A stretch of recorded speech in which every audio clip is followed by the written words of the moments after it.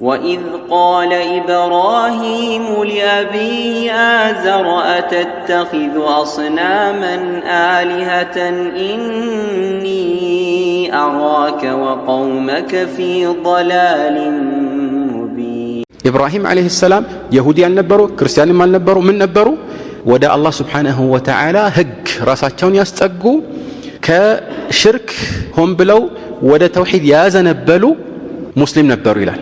ስለዚህ ሐኒፍ ሲባል የኢብራሂም ተከታዮችም ሐኒፍ የሚባሉት ሆን ብለው ተውሂድን ለማረጋገጥ ብለው ሽርክን የተው በመሆናቸው ነው። ስለዚህ የሽርክን ጎዳና ተተው ወደ ተውሂድ አዘንብለዋል። ማዘንበል ሲባል ያው በተወሰነ መልኩ ትንሽ ማጋደል ለማለት አይደለም። ሆን ብለው ይሄንን ጥሎ ወደዚህ መጥተዋል ለማለት ነው። ወደ ተውሂድ ጎዳና ገብተዋል ለማለት ነው የሚፈለግበት። ይሄ እንግዲህ ስርወ ቃል ነው። ብዙ ጊዜ ስርወ ቃሉ ይሄ ነው ሲባል የግድ ከዚያ ጋር ሙሉ ለሙሉ ወይም 100% ለማያያዝ መሞከር ተገቢ አይደለም። ስለዚህ ከዚህ አንፃር ነው ዑለማዎች ምን ብለው የፈሰሩት አልማኢል يعني ሐኒፍ ማለት ምንድነው አሉ አልማኢል عن الشرك الى التوحيد قصدا ከሽርክ ወደ ተውሂድ ሆን ብሎ ያዘነበለ ማለት ነው አሉ። እና ይህ የቃሉ ትርጉም ነው። አንዳንዶች ከመልእክቱ አንፃር እንደዚሁ ሐኒፍ ማለት ሙስተቂም ማለት ነው አሉ። በአላህ ህግ ላይ ያው የጸና ቀጥ ያለ እንደማለት ነው። ሌሎች ደግሞ ሙኽሊስ አላህን አጥርቶ የሚገዛ ማለት ነው ይላሉ። ሁሉም ትክክለኛ መልእክት ናቸው።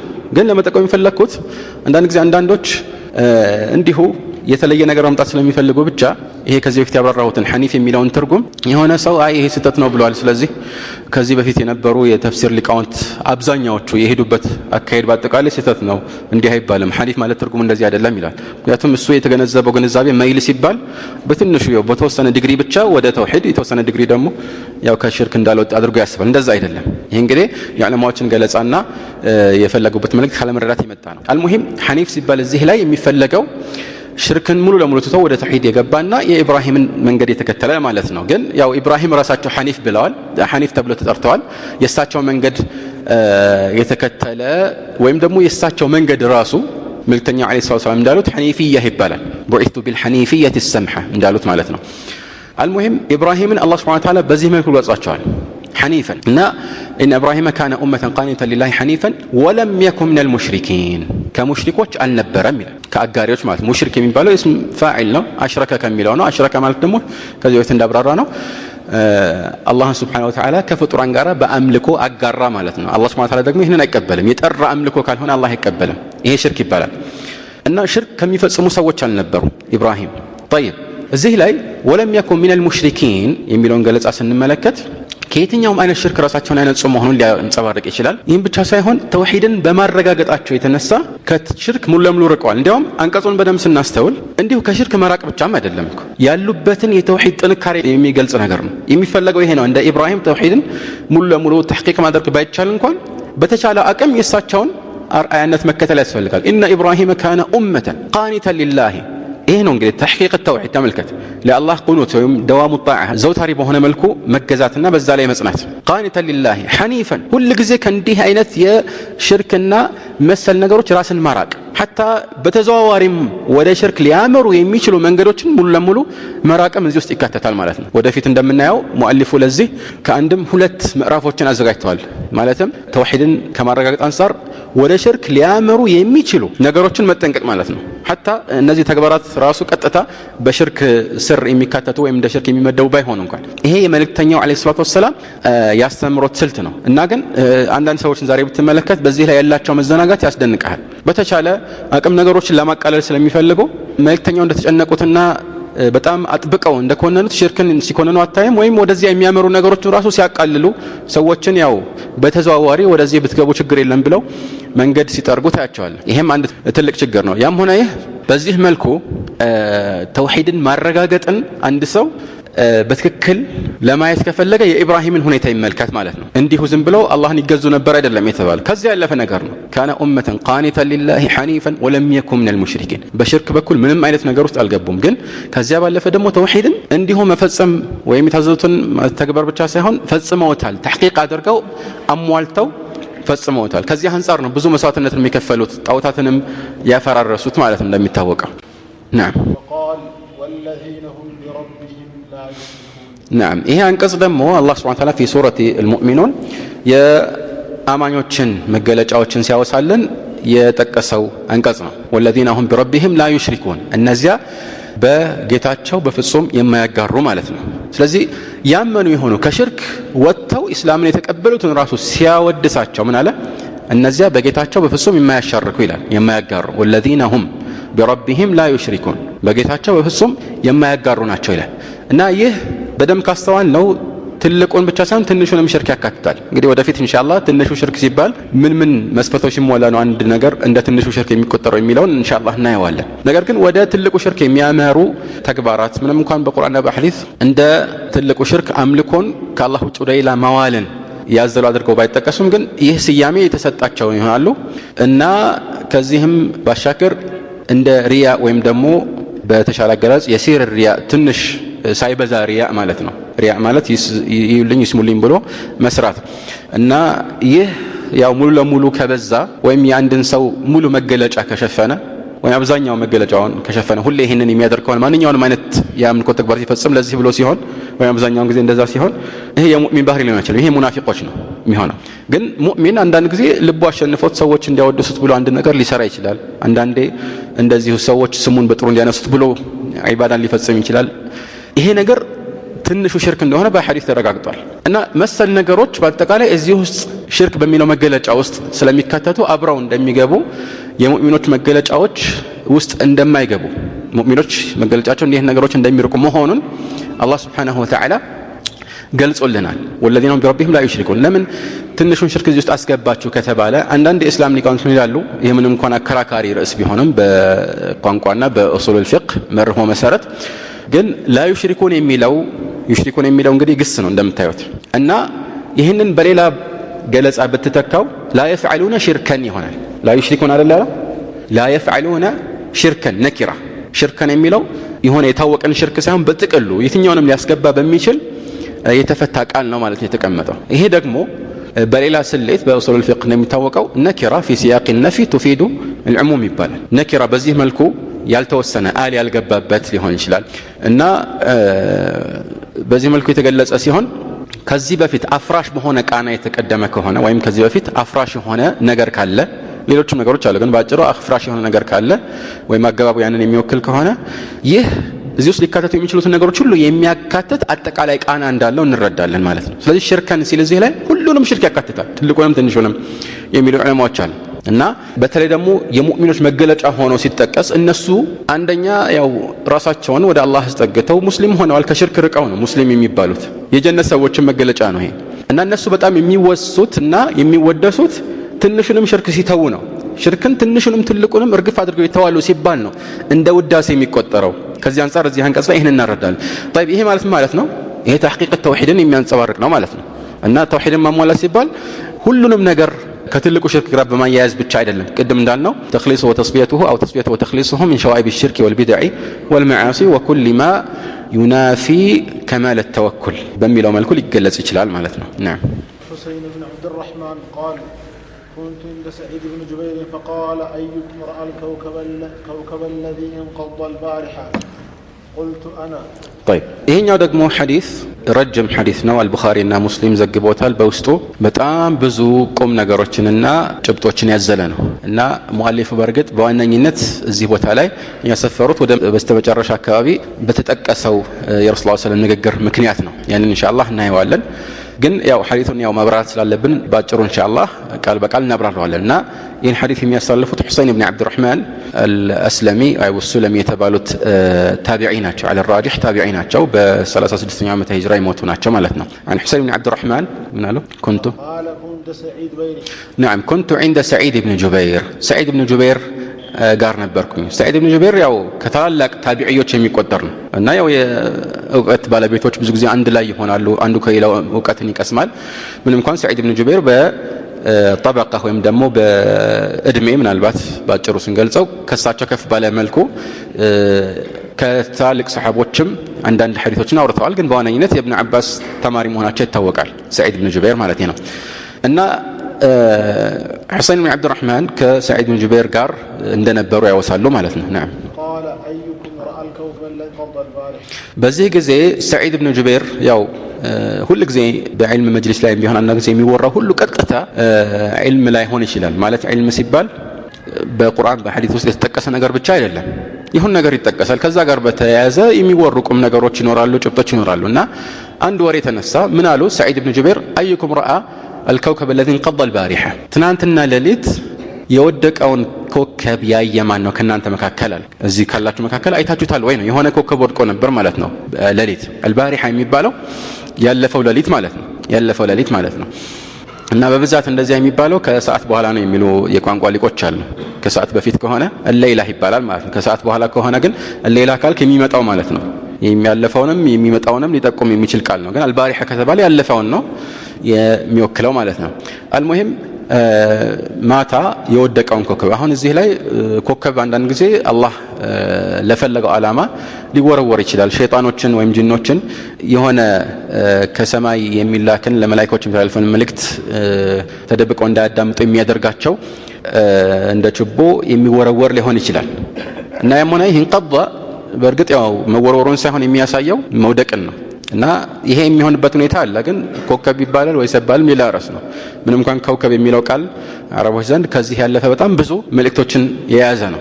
እና እንደ ጨረቃ ነው አንዳንዴ ኮከብ ሊሉት ይችላሉ። ግን በሌሊት የሆነ ያዩት ነገር ነበር። ባጭሩ ያንን አስመልክቶ ማን ያያለ አለ። ነዓም እኔ አይቼው ነበር አለ።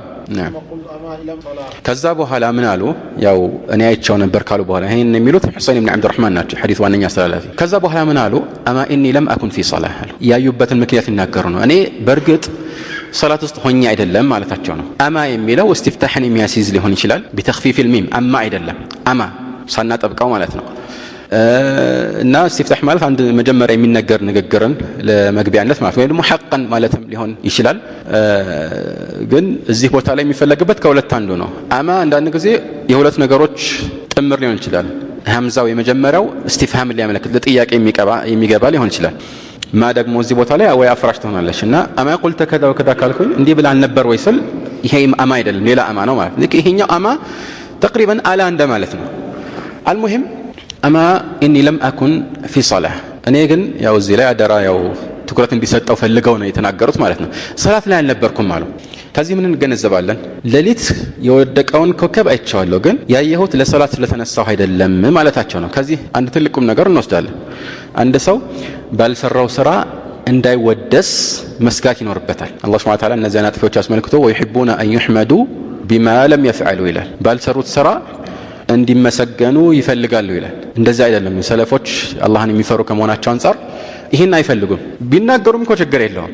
በተለይ አንድ ታውቅ ያለበት አንድ ሰው መልካምን ስራ ለአላህ ብሎ ሰርቶ ከዛ በኋላ ሰዎች ለሱ ይሄንን አውቀው በሆነ መልኩ እሱ ለዚያ ብሎ አይደለም የሰራው ለአላህ ብሎ ነው። ግን ያንን አውቀው ሰዎች ሲያወድሱት ቢሰማና ቢያስደስተው ችግር የለውም። መልእክተኛው አለይሂ ሰላቱ ሰላም ይሄን ነገር ቀጥታ ተጠይቀዋል ከመፍሲህ ሙስሊም። እና ምን አሉ በዚህ ጊዜ ትልከ አጅሉ ቡሽራል ሙእሚን ይሄማ የተቻኮለ የሙእሚን ብስራት ነው አሉ። መጀመሪያ አንተ ዓላማ የተስተካከለ እስከሆነ ድረስ በኋላ ሰምተህ በሆነ መልኩ ደስ ሲልህ ያ ጥሩ ነው ማለት ለዚህ ሰው ይትጋ ማለት አይደለም። መጀመሪያ የነበረውንም ዓላማ ሊያበላሽበት ይችላል አንድ ሰው እንደ ዓላማ ከያዘው። ግን ይሄ ቢከሰት ብዙ ችግር የለበትም ነው። ግን ካላቸው ጥንቃቄ የተነሳ በተለይ ደግሞ ይሄ ከርዕሳችን ጋር በተያያዘ ተውሂድንም ከማረጋገጥ ጋር የሚያያዝ ነው። ምክንያቱም ከሪያ ሙሉ ለሙሉ ለመራቅ ይሞክራሉ፣ ይጠነቀቃሉ ማለት ነው። እንዲሁ ትዝ ሲላቸው ብቻ ይሄንን አልሰራም አይነት ሳይሆን ከጥንቃቄ አንፃር እዚህ ውስጥ እንዳይገቡ ይፈራሉ።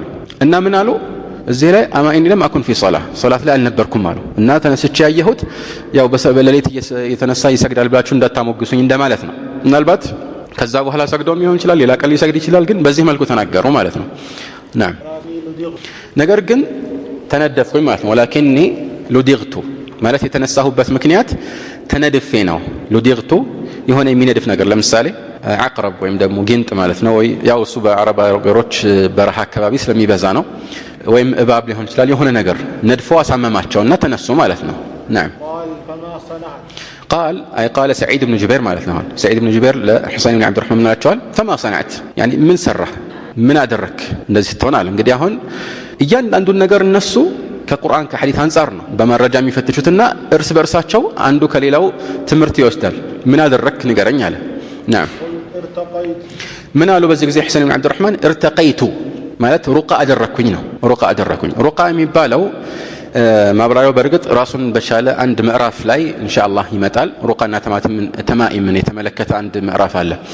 ግን የሚፈለገው አንድ ሰው ከሆነ በሽታ ለመፈወስ የሚናገራቸው ቃላት ናቸው እና እነኚህ የሚናገራቸው የሚያግተመተማቸው ቃላት ጥሩ የሚሆኑ መጥፎ ሩቃ ሊባሉ ይችላሉ። ግን የተፈቀደ ሩቃ አለ፣ የተከለከለ ሩቃ አለ ማለት ነው። እና አንዳንዴ ወደ ሽርክም ያመራል። ግን በመሰረቱ ሽርክ እስከሌለበት ድረስ መልእክተኛው አለይሂ ሰላቱ ወሰለም ፈቅደዋል። في حديث عوف بن مالك الأشجعي في صحيح مسلم መልእክተኛው لا بأس بالرقى ما لم يكن فيه شرك ብለዋል። ሽርክ እስከሌለበት ድረስ ሩቃ ችግር የለውም ብለው ፈቅደውታል ማለት ነው። ይሄ ችግር የለውም። ግን እዚህ ላይ ምንድነው ያለው?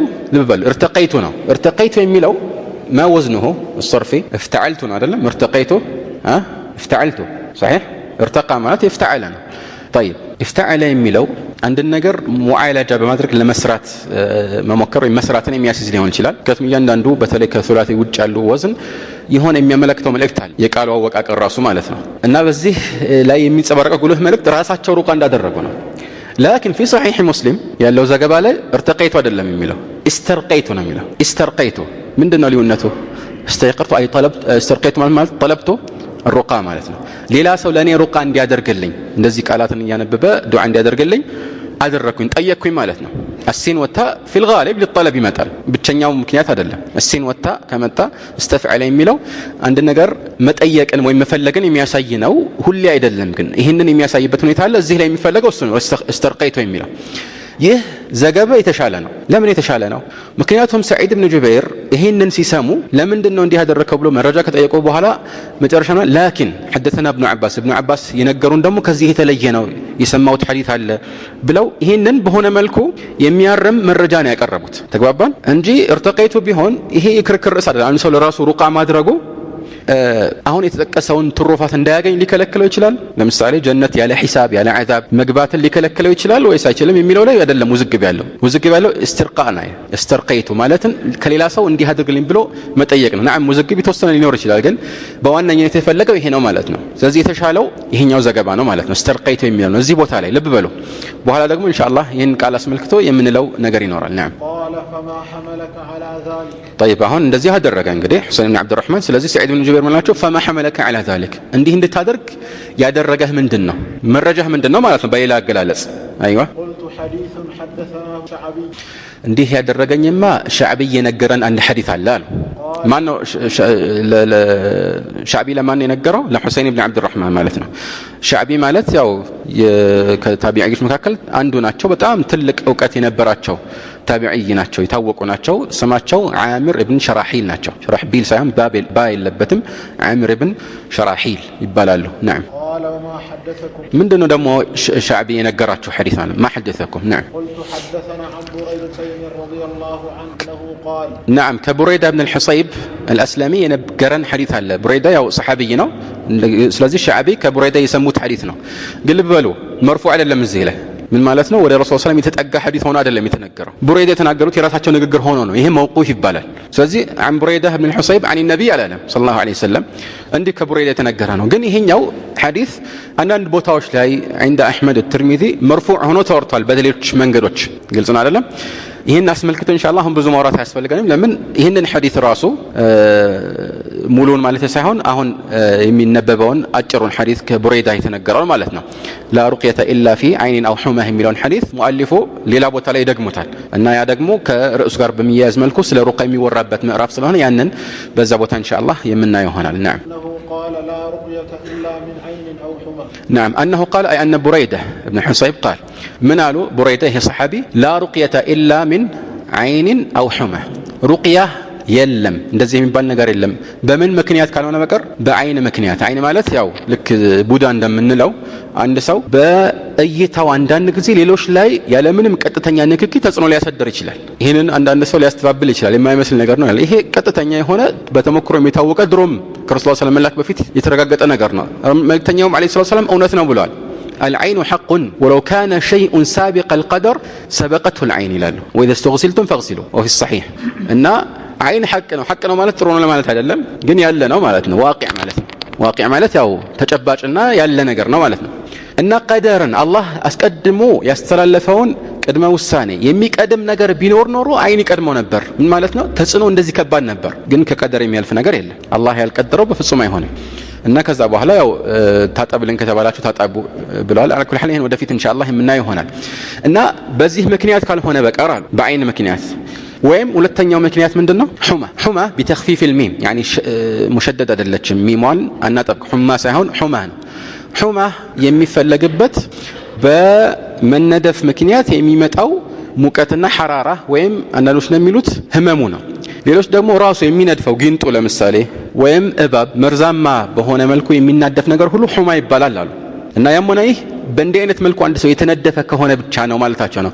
ሑማ የሚለው ያው ትኩሳት እንደማለት ያሌላ ርዕስ ነው። ይሄኛው ሑማ ነው። ተግባባን? በመነደፍ ምክንያት ነው። ስለዚህ ከዚህ አንፃር ነው እዚህ ላይ ሁሰይን ብን አብዱራህማን እንደ መረጃ ያቀረቡት። ተነድፈው አይደለ ሌሊት ያልተኙት እና እንዲህ ነው አሉ። ልብ በሉ አሁን እዚህ ላይ ኢላ ሚን يعني لا رقية إلا من ሲሉ ሚን የምትለዋ ሰበብያ ነች እዚህ ላይ አይ ኢላ بسبب كذا وكذا ማለት ነው። በዚህ ምክንያት ካልሆነ በቀር እንደማለት ነው። ሌላው ደግሞ ሩቅያ የለም በእንዲህ አይነት ምክንያት ካልሆነ በቀር ሲሉ ከዚህ ውጭ ሩቃ ማድረግ እንደሚቻል የሚያሳዩ ሐዲሶች ብዙ አሉ። ቅድም እንዳልኳችሁ በጥቅሉ መልእክተኛው አለይሂ ሰላም لا بأس بالرقى ما لم يكن فيه شرك ብለዋል። في حديث جابر وهو أيضا في صحيح مسلم ስለ ሩቃ መልእክተኛው አለይሂ ሰላም በጃሂልያ እንደዚህ እናደርግ ነበር አሁንስ እንዴት ነው ተብሎ ተጠይቀው ከዛም ውጭ ይጠቅማል ብዙ ነገሮች ይጠየቁ ነበር። እና በእነዚህ ሁሉ ጥያቄዎች መሃል ከሰጧቸው ምላሾች አንዱ ምንድነው? من استطاع أن ينفع أخاه فليفعل له ለወንድሙ መጥቀም የቻለ ሁሉ ሩቃ በማድረግ ነው። ጥያቄው ከዛ ጋር የተያያዘ ስለሆነ ነው ያድርጋሉ። እና እዚህ ላይ በሽታ አልተገደበም። እና እነኚህንና መሰል ወይም ከነዚህ ከሁለቱ ዓላማዎች ውጭ ሩቃ እንደተደረገ የሚያሳዩ ብዙ ሐዲሶች አሉ። ለራስም ቢሆን መልእክተኛው አለይሂ ሰላም አሟቸው ለራሳቸው ሩቃ አድርገዋል። አይሻ አድርጋለች። ከዛም ውጭ እሳቸው አድርገዋል ለሌሎች ማለት ነው። ሌሎች ሰሃቦችም አድርገዋል። ይሄ እንዳለ ነው። ከምን አንፃር ነው በሁለቱ ላይ ብቻ የተገደበው የሚል ጥያቄ ይነሳል ማለት እና የቃሉን አወቃቀር ስንመለከት ላ ሩቅየተ ሲባል ያው በነህው ይሄኛው ላ ናፊያ ለልጅንስ ይባላለችና ኸበር አላት የሆነ መርፉዕ የሆነ ኸበር ነው። አብዛኛውን ጊዜ አይጠቀስም። ወሻዐ ፊ ذا الباب اسقاط الخبر اذا المراد مع سقوطه ظهر ኸበሩ ወይም ደግሞ መቋጫው አይጠቀስም ስለሚታወቅ። ግን የሆነ ነገር ያስፈልገዋል እዚህ ላይ ምን አሉ ዑለማዎች? ላ ሩቅየተ አንፈዕ ማለት ነው እዚህ ላይ የሚቀደረው ወይም ደግሞ የሚቀመጠው ነገር ላ ሩቅየተ አንፈዕ من العين والحمى ለአይን ወይም ደግሞ ያው ቡዳ እንደሚባለው ማለት ነው። ወይም ደግሞ ለእንዲህ አይነት መነደፍ ከሚጠቅመው የበለጠ ሩቃ አይጠቅምም አሉ።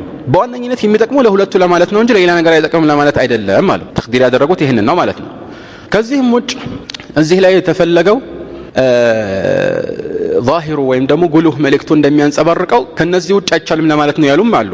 ግን ትክክለኛው ወይ ላ ሩቅያ አንፈዕ ተብሎ መጠቀስ አለበት ወይንም ደግሞ ከዚህ ጋር ተያያዥ የሆነ መልእክት መጠቀስ አለበት። እንደዚህ የሚጠቅም የለም ወይም ደግሞ ኢብቲዳአን አንድ ሰው ከመጀመሪያውኑ በእነዚህ ምክንያቶች ካልሆነ ዝም ብሎ ለራሱ ማድረግ አይጠበቅበትም ወይም ደግሞ የሚጠላ ይሆናል ሌላው የሚለው መልእክት ያስተላልፍ ይችላል ብለው ዑለማዎች በዚህ መልኩ አብራርተውታል። ለምን ከዚህ ውጭ ያለው እንደሚፈቀድም ወይም ለዚህ ከዚህ ውጭ ላሉ ምክንያቶች እንደሚፈቀድም የሚያሳዩ ማስረጃዎች ስላሉ ማለት ነው። على كل حال ይህን ሐዲስ አስመልክቶ እንግዲህ ወደፊት ሰዒድ ኢብኑ ጁበይር ግንዛቤ ለማስተካከል ብሎ ከጠቀሱት ሐዲስ ጋር እንዴት ነው የምናስታርቀው የሚለውንና በጥቅሉ ከዚህ ምዕራፍ ጋር በተያያዘ ሰዎች በአላህ ላይ ኖራቸው ስለሚገባው ተወኩል ወይም ደግሞ መመካት ደረጃዎች በሚቀጥለው ሳምንት ኢንሻአላህ አላህ ፈቃዱ ከሆነ የምናየው ይሆናል። هذا والله اعلم وصلى الله على محمد واله واصحابه اجمعين. وإذ قال إبراهيم لأبيه آزر أتتخذ أصناما آلهة إني أراك وقومك في ضلال